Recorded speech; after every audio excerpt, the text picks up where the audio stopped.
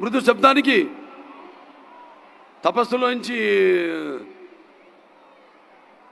మామూలు మన ప్రపంచానికి వచ్చాడని, అలాగే శ్రీకృష్ణుడి వేణు నాదానికి గోవుల మంద మేత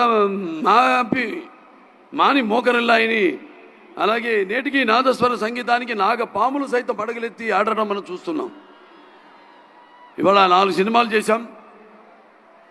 అఖండ, వీరసింహారెడ్డి, నేలకొండ భగవంత్ కేసరి, మన విడుదలైన డాకు మహారాజ్. అది నేను ఎప్పుడు అంటుంటా, భావస్తురాని జన్మాంతర సౌహృదాన్ని అని. అంటే పోయిన జన్మ వాసనతో మనం ఈ జన్మలో కొంతమందిని పొందొచ్చని. కానీ ఇన్ని వేల లక్షల కోట్ల మంది హృదయాలు దోచుకున్న డాకుని అయినందుకు మీకు నాకు ఏ జన్మల అనుబంధమో, ఏ రుణానుబంధమో, ఏ విడదీయలేని అనుబంధమో కదా నాకు అనిపిస్తూ ఉంటుంది.